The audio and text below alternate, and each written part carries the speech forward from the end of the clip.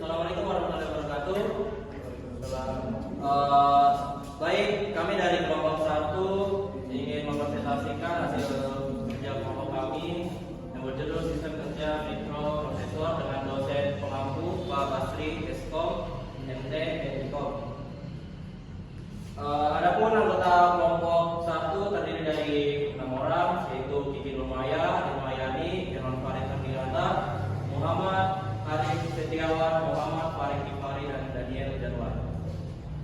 Baik, selanjutnya latar belakang akan dibacakan oleh teman-teman saya.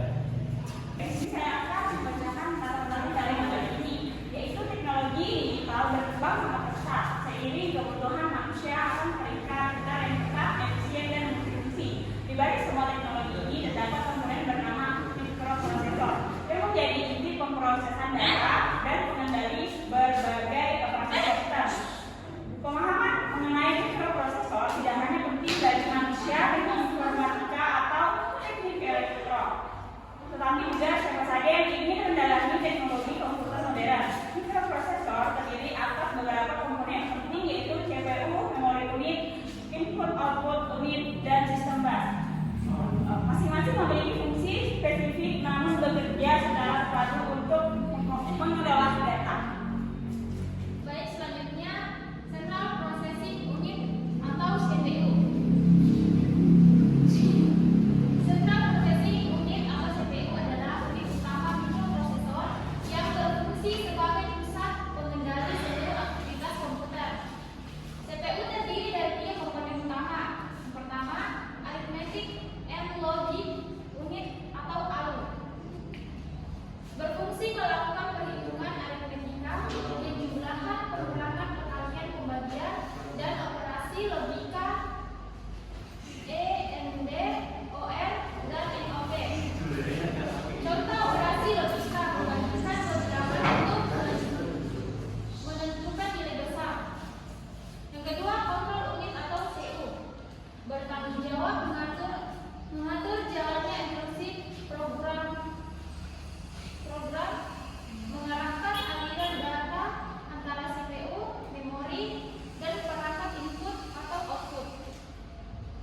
Ketiga, register, tempat penyimpanan sementara data atau instruksi.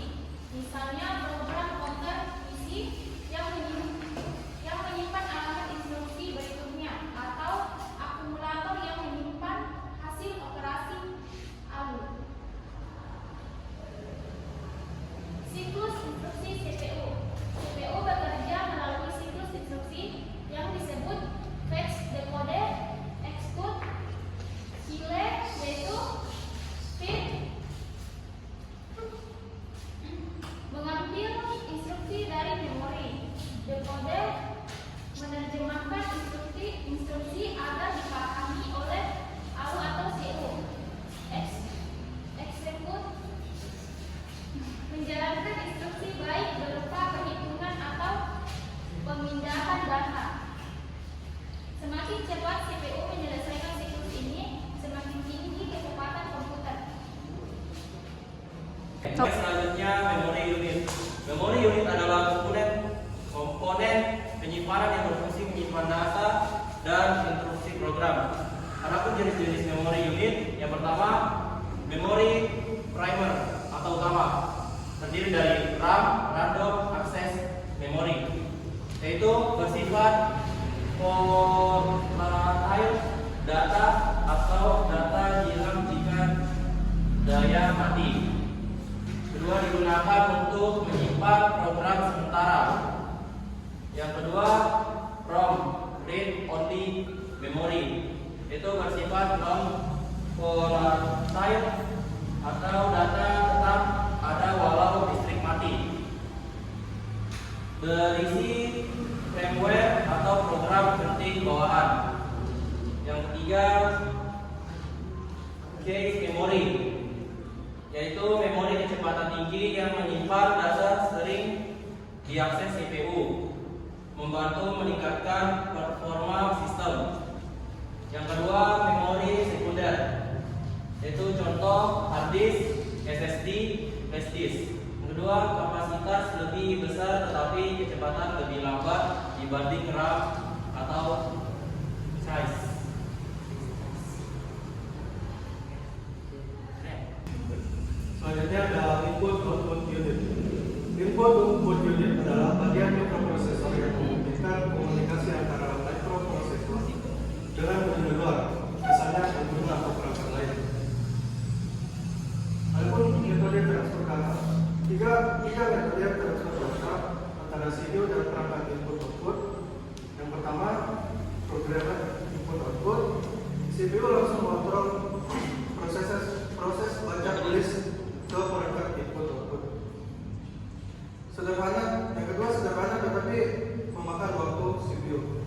Yang kedua ada interrupt driver input.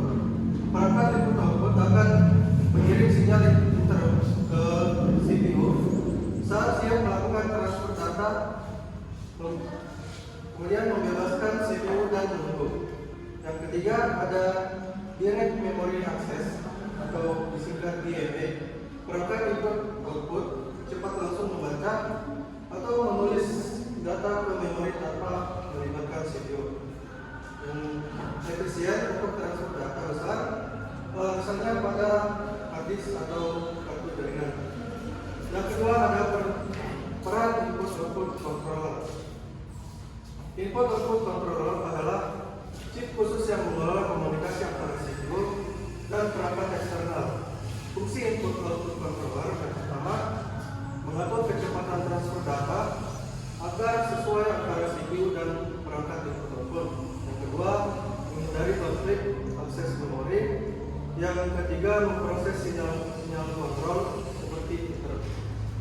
Sistem bus adalah jalur komunikasi yang membawa data, alamat, dan sumber kontrol antara komponen dalam mikroprosesor.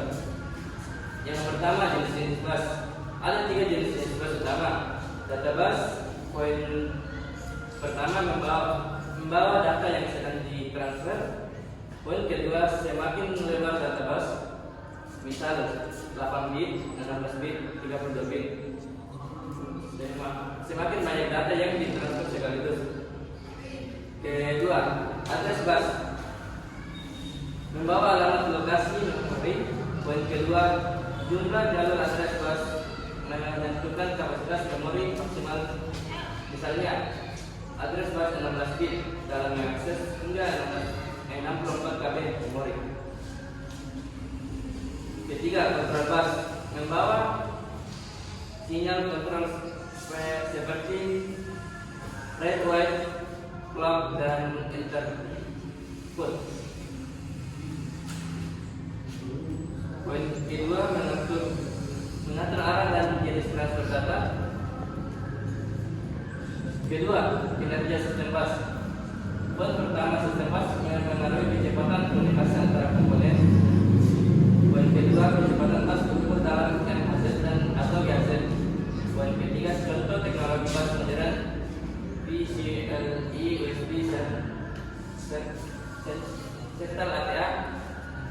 Sistem bus sangat penting karena menjadi jembatan komunikasi seluruh komponen komputer. Jika bus terlambat, seluruh sistem juga akan lambat, meskipun CPU sangat cepat. Ya, ada pun kesimpulannya yaitu mikroprosesor merupakan otak dari semua perangkat digital modern.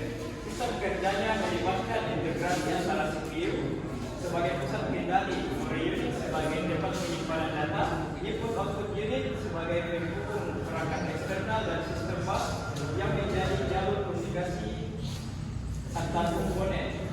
Pemahaman mendalam mengenai komponen-komponen ini sangat penting karena kecepatan dan efisiensi semua perangkat digital